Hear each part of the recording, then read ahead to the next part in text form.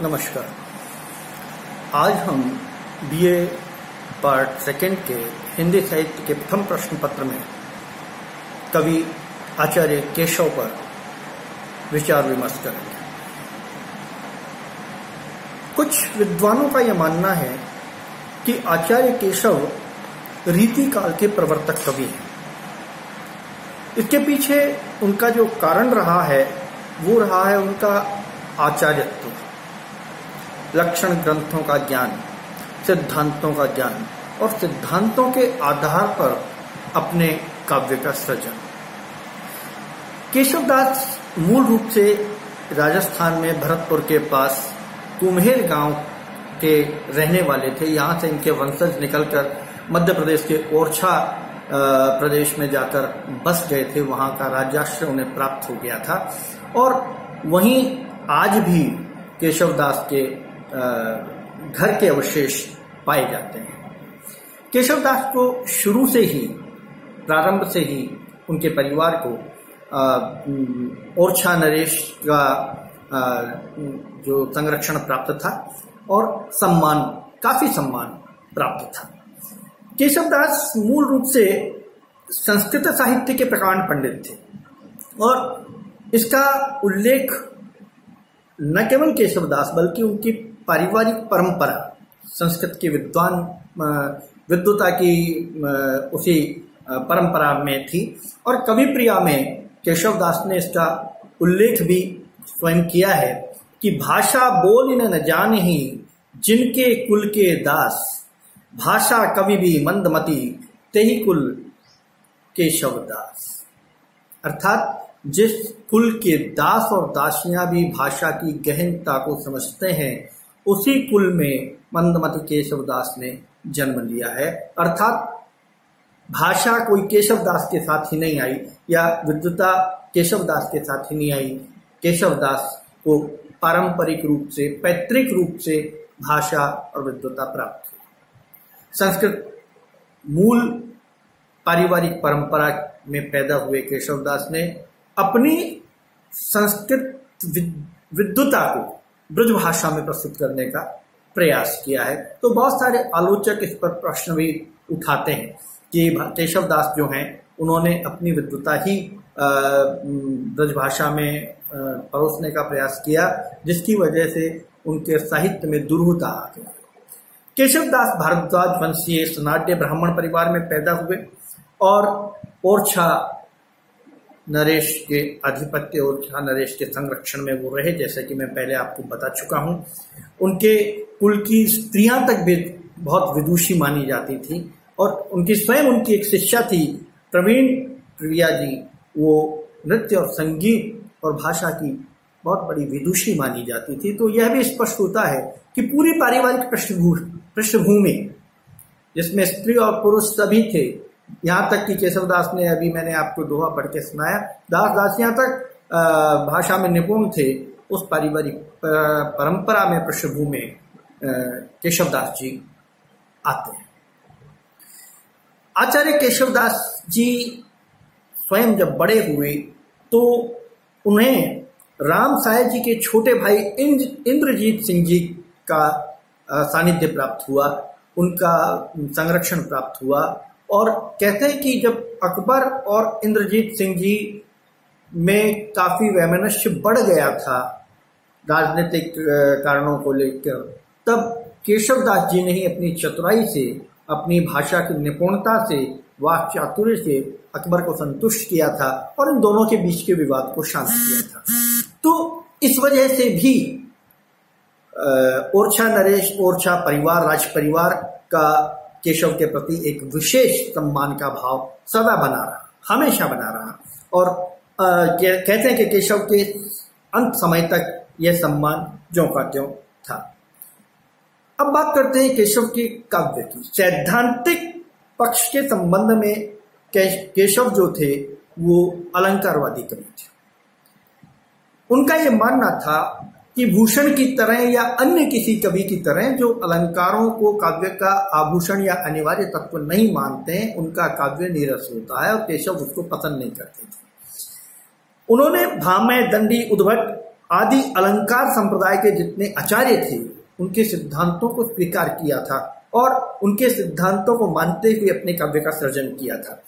यह अलग बात है कि उन आधार ग्रंथों में उन सिद्धांतों के आधार पर जो इन्होंने अपने ग्रंथ रचे तो उसमें अपनी विद्वता को प्रदर्शित करने के लिए उसमें थोड़ी क्लिष्टता इन्होंने डाल दी। इनके ग्रंथों में काव्यादर्श, अलंकार शेखर तथा काव्य कल्प, लतावती आदि को ग्रहण किया गया। उनसे इन्होंने सिद्धांतों को ग्रहण किया और इसी के आधार पर चमत्कार प्रदर्शन की भावना से इन्होंने काव्य सर्जन किया। भूषण, जैसा कि मैंने अभी आपसे कहा कि भूषण को इसीलिए केशव कवि नहीं मानते कि उनके काव्य में अलंकार नहीं, अलंकारों का बहुत ज्यादा प्रयोग नहीं, और केशव मानते हैं कि बिना अलंकारों की कविता हो ही नहीं सकती। तो ये एक मतभेद था। हालांकि भूषण अपने लेवल के बहुत बड़े और बहुत अच्छे कवि थे और केशव अपनी जगह पर बहुत अच्छे और विद्वान कवि आचार्य रहे। आचार्यत्व की श्रेणी में अगर देखा जाए तो केशव जो है वो प्रथम श्रेणी पे, प्रथम पंक्ति में आकर खड़े हो जाते हैं। केशव के काव्य में श्लेष और यमक आदि अलंकारों का चमत्कार पूर्ण वर्णन हुआ है, प्रयोग हुआ है, और इसके कारण उनके साहित्य में चमत्कार बहुत है और कई बार चमत्कारों को स्थापित करते करते उनका जो काव्य है वो बहुत दुरूह हो जाता है, बहुत कठिन हो जाता है। कभी कभी उसमें नीरसता भी उत्पन्न हो जाती है और कहा जाता है कि सुवर्ण की खोज में कवि ने रूढ़ियों में इतनी तल्लीनता जाहिर कर दी कि उनका साहित्य जो है वो रागात्मकता और सहज सौंदर्य बोध से एकदम अलग हट गया। रागात्मकता उनके साहित्य में नहीं आ पाई क्योंकि वो अपना आचार्यत्व ही प्रदर्शित करते रह गए। तो उसकी वजह से साहित्य में एक नीरसता उत्पन्न हुई और सैद्धांतिक विषय जो थे वो अमौलिक रह गए। मौलिकता की दृष्टि से बात करें तो केवल अलंकारों का वर्गीकरण उनके साहित्य की मौलिकता मानी जा सकती है कि उन्होंने साहित्य में अलंकारों को जिस ढंग से प्रस्तुत किया वह महत्वपूर्ण है। वस्तुतः देखा जाए तो ब्रजभाषा में संस्कृत ज्ञान की विद्वता को प्रतिपादित करना, प्रदर्शित करना ही केशवदास का मूल ध्येय माना जाता है। आलोचकों का यह भी कहना है कि केशवदास चूंकि ब्रजभाषा की परंपरा के कवि नहीं थे, एमपी में रहते थे लेकिन मूल ब्रजभाषा से उठे हुए थे। उस समय भाषा का, ब्रजभाषा का प्रभाव पूरे हिंदुस्तान पर था। एक काव्य की भाषा ही ब्रजभाषा थी। अब उस ब्रज भाषा में ही आपको अपना सारा ज्ञान जो है वो प्रदर्शित करना था और संस्कृत विद्वान के लिए उस समय ये बड़ी कठिनता का विषय था कि वो अपने ज्ञान, अपने सारे जो प्रतिपादित सिद्धांत हैं उनको ब्रज भाषा में प्रस्तुत किस ढंग से करे कि वो रुचिकर भी हो जाए। तो सबके लिए इतना संभव नहीं था और केशवदास ने प्रयास करके भी उसे सरल करने का काफी प्रयास किया लेकिन वो उसमें सफल हो नहीं पाए। उनका काव्य जो है एक उत्कृष्ट कोटि का काव्य है, लक्षण ग्रंथों की दृष्टि से रचा गया, लेकिन दुरूह है। एक सामान्य विद्यार्थी से थोड़ा सा स्तर से थोड़ा सा ऊंचा काव्य उनका माना जाता है। अभियांत्रिक प्रेरणा की गहनता का अभाव उनके मुक्तक और प्रबंध काव्यों में स्पष्ट दिखाई देता है। प्रमुख रूप से जो उनके काव्य हैं वह है रसिक प्रिया, कवि प्रिया, रामचंद्रिका, जो प्रधान और ख्याति प्राप्त उनके काव्य माने जाते हैं। इसके अतिरिक्त मुक्तक काव्यों में रतन बावनी, विज्ञान गीता, जहांगीर जस चंद्रिका आदि उनकी कृतियां आती हैं जो मुक्तक काव्य के रूप में मानी जाती हैं। लाला भगवान दीन का मानना है कि एक नक्शिक नाम की रचना भी उनकी है, लेकिन वो रचना प्राप्त नहीं हो पाई थी काफी दिनों तक। अब सुनने में आया है कि वो रचना प्राप्त हो गई है, उसकी पांडुलिपि कहीं प्राप्त हुई है। तो ग्रंथों में विषय वस्तु और वर्णन शैली की अधिकता इनके काव्य में, इनके साहित्य में पाई जाती है। विज्ञान गीता के माध्यम से या रामचंद्रिका जो इनकी प्रमुख रचना है और जिसकी वजह से ये पहचाने जाते हैं, उसके माध्यम से इन्होंने अपने भक्ति भाव को प्रदर्शित किया है। और केशव का ये मानना है कि केशव के आराध्य भगवान राम है, लेकिन रामचंद्रिका को पढ़ेंगे तो कहीं रामचंद्रिका में केशव की समर्पण भावना दिखाई नहीं देती। वहां भी यही दिखाई देता है कि केशव किसी न किसी रूप में अपने आप अपनी विद्वता को ही प्रदर्शित कर रहे हैं। रामचंद्रिका बहुत कठिन काव्य रचना मानी जाती है। ये अलग बात है कि उसमें राम के चरित्र को बहुत बढ़िया तरीके से प्रस्तुत किया गया है, और कुछ आलोचकों का मानना है कि वाल्मीकि रामायण रामचरितमानस के बाद रामचंद्रिका एक ऐसी रचना है जो राम के चरित्र को पूर्ण रूप से परिभाषित करती है। तो रामचंद्रिका को अगर देखा जाए तो वह उसकी विशेषता है छंद, वैचित्र्य, संवाद, रूढ़िगत वर्णन और चमत्कारों की उत्पत्ति। इन सब को मिलाकर वह एक कठिन काव्य बन गया है, और इसीलिए केशव को कठिन काव्य का प्रेत कहा जाता है। अब प्रश्न पैदा होता है ब्रज भाषा का कि अन्य कवियों की भांति या उस समय की परंपरा की भांति कवि केशवदास ने भी ब्रज भाषा को अपना माध्यम बनाया, और केशव की सबसे बड़ी जो देन है वो है ब्रज भाषा में शास्त्रीय सिद्धांतों का आरोपण, लक्षण ग्रंथों का आरोपण, परंपरा का निर्वाह, और इन सभी को एक तरीके से ब्रज भाषा में लेकर आए केशवदास। उससे पहले जो ब्रज भाषा में साहित्य रचा गया वह मनोभावनाओं का साहित्य था, मन की भावनाओं को स्पष्ट करने का साहित्य था, जो सीधा सीधा भक्ति से जुड़ा हुआ साहित्य था। और देखा जाए पूरा भक्ति काल ब्रज भाषा का ही काल रहा है।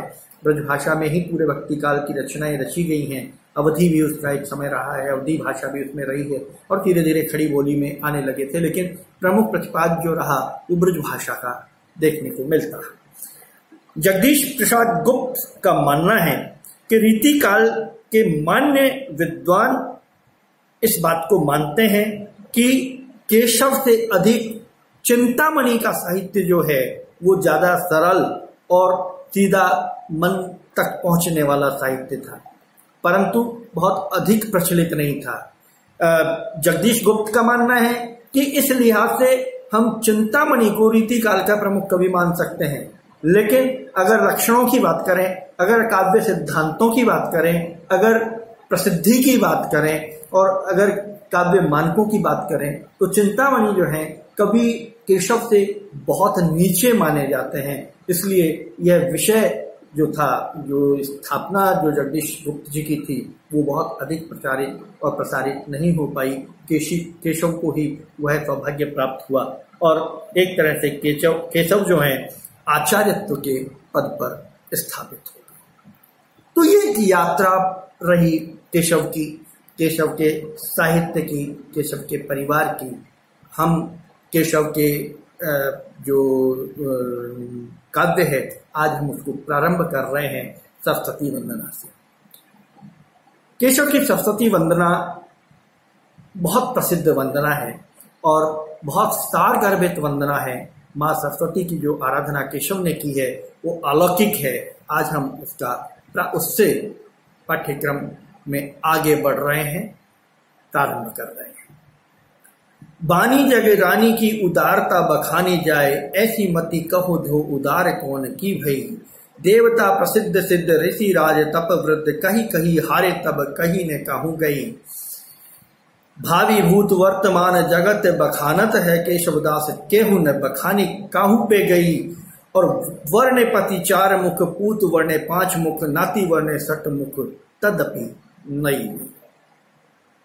माँ सरस्वती की यह वंदना जिसके माध्यम से काव्य का प्रारंभ होता है, और यह एक लक्षण ग्रंथों के आधार पर एक सिद्धांत भी था कि जब भी हम साहित्य या किसी कृति की रचना प्रारंभ करते हैं तो सबसे पहले ईश वंदना की जाती है। उसी परंपरा में केशव ने मां सरस्वती की वंदना की।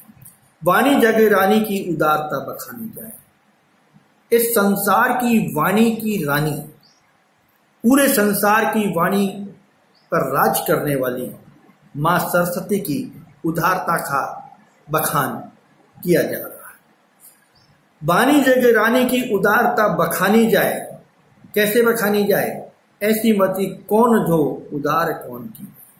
ऐसी किसकी बुद्धि में इतना ज्ञान आ गया है, ऐसी किसकी मति इतनी उदार हो गई है जो माता सरस्वती की संपूर्ण उदारता का बखान कर ले। जिस माता ने संसार को ध्वनि दी, वाणी दी, विचार विमर्श करने की, अपनी बातें एक दूसरे तक पहुंचाने की क्षमता प्रदान की, संसार में ध्वनि उत्पन्न की।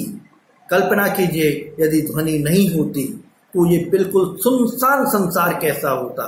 तो ये जो भी ध्वनि दिखाई देती है, पिन के गिरने से, चिड़ियों के चहकने से, मोर के कूकने से, कोयल के कूकने से, पतझड़ के पत्तों के खड़खड़ाने से, तूफान से, बादलों के गरजने से, बारिश के बरसने से लेकर एक बहुत खूबसूरत संगीत लहरी तक, और फिर आपकी और हमारी बातों के विचार विमर्श तक आते आते जो भी कुछ है वो माँ सरस्वती की देन है।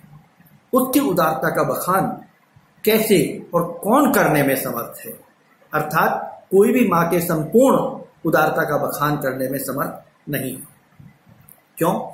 देवता, प्रसिद्ध सिद्ध ऋषि, राज, तपव्रत, देवता लोग, देवगण, देवलोक, प्रसिद्ध सिद्ध जिन्होंने हजारों वर्ष तक तपस्या करके सिद्धि प्राप्त की, बड़े बड़े ऋषिगण, बड़े बड़े तपस्वीगण, इन्होंने भी बहुत कोशिश कर ली, लेकिन कहीं कहीं हारे सब। माता की उदारता का बखान कर करके हार गए, परंतु किसी से संपूर्ण उदारता का बखान नहीं हो पाया। अथाह है, कहां तक हम उस उदारता का बखान करेंगे? वाणी तो है, शब्द समाप्त हो जाते हैं। इतनी क्षमता मनुष्य को माँ सरस्वती ने प्रदान नहीं की कि वे स्वयं माँ सरस्वती की उदारता का बखान कर सके।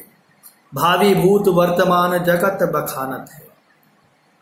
भविष्य, वर्तमान और भूतकाल, तीनों काल लगातार उसकी उदारता का बखान करते आ रहे हैं। इन तीनों कालों में संसार लगातार सरस्वती की उदारता का बखान करता आ रहा है। कि कवि केशवदास कहते हैं, काहू न बखानी काहू पे गई, लेकिन फिर भी संपूर्ण उसकी उदारता का बखान किसी से भी नहीं हो पाया। और तो और स्वयं सरस्वती माता के पति वर्णे 4 मुख, पति ब्रह्मा 4 मुख से माता की उदारता का बखान कर रहे हैं। पूत वर्णे 5 मुख, पुत्र शिव अपने 5 मुखों से अपनी माँ के उदारता का बखान करते हैं। नाती वर्णे 6 मुख, नाती यानी पौत्र कार्तिकेय अपने 6 मुखों से अपनी दादी की उदारता का बखान कर रहे हैं।